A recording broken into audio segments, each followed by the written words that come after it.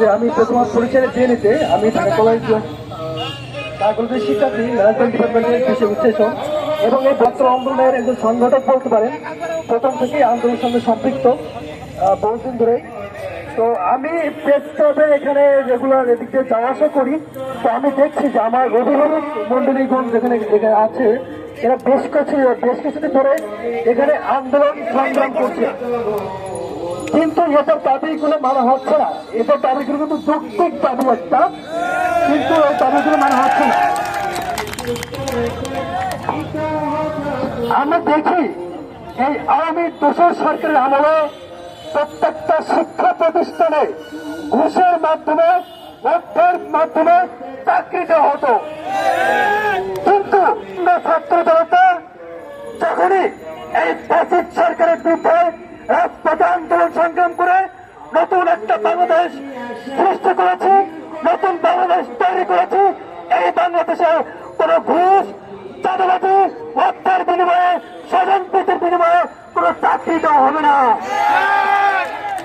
আমাদের যে শিক্ষক মন্ডলী রয়েছে এই প্রেস ক্লাবে প্রায় আমি দেখছি 2-3 মাস ধরে তারা আন্দোলন সংগ্রাম করছে, কিন্তু তাদের এই যৌক্তিক দাবি মেনে নিচ্ছে না।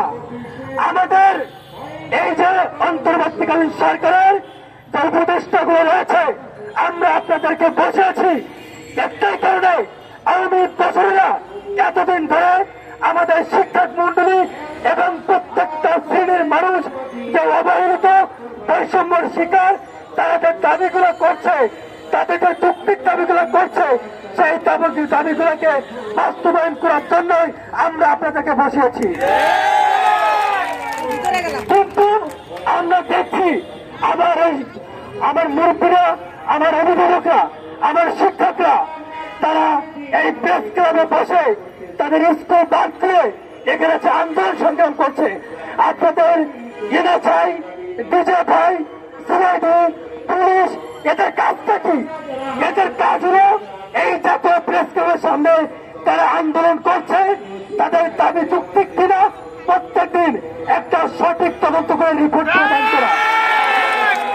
কিন্তু আপনারা কি রিপোর্ট প্রদান করছেন? এদের কোন দাবি মানা হচ্ছে না কেন? অতি দ্রুত যদি এদের দাবি যৌক্তিক হয়ে থাকে, আপনারা যদি এদের দাবি যদি না মানেন, আমরা ছাত্র জনতা এবং এই শিক্ষকদের নিয়ে কিন্তু আরো একটা পাতা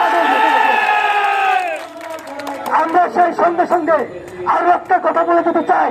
আমরা দেখছি এই জাতীয় প্রেস ক্লাবের সামনে আমাদের অন্তর্বর্তীকালীন সরকারকে বিতর্কিত করার জন্য কিছু দালাল এরা বসে রয়েছে। আমরা জানি তারা দালাল, তারা আওয়ামী দোসরের এজেন্টকে বাস্তবায়ন করার জন্য তারা বিভিন্ন জায়গায় আন্দোলন সংগ্রাম করছে। আমরা বলে দিচ্ছি, আমরা ছাত্র জনতা ঘুমিয়ে যাই নাই। আপনারা এখানে শিক্ষকরা যৌক্তিক আন্দোলন করছে, আর আপনারা ওই সাইডে আওয়ামী লীগের এজেন্ট বাস্তবায়ন করার জন্য আন্দোলন করে এই আন্দোলনকে একটা ভিন্ন খাতে প্রতিস্থাপন করার চেষ্টা করছেন। এটা আমরা করতে দেব না। এই জন্য আমার যে সকল শিক্ষকরা রয়েছে, আমি আপনাদের কাছে আহ্বান করতে চাই, আপনারা আপনাদের দাবি যতক্ষণ না পর্যন্ত বাস্তবায়ন না হবে ততক্ষণ পর্যন্ত এই প্রেস ক্লাব ছাড়বেন না। আমরা ছাত্র জনতা আপনাদের সঙ্গে আছি এবং প্রত্যেকটা যৌক্তিক আন্দোলনের সঙ্গে ছিলাম, আছি, থাকবো ইনশাল্লাহ। এবং আপনাদের প্রেস ক্লাবে রয়েছেন, আপনাদের দায়িত্ব রয়েছে এখানে, তারা আওয়ামী লীগের এজেন্ট বাস্তবায়ন করে সেই আগের মতো স্বৈরাচার প্রক্রিয়ায় এই হত্যার বিনিময়ে চাকরি দেওয়া, মেধাদেরকে বঞ্চিত করে ঘুষের মাধ্যমে লক্ষ লক্ষ টাকা দিয়ে চাকরি দেওয়া, এদেরকে চিহ্নিত করে কোনো ধলাই দিয়ে এখান থেকে বের করে দিবেন।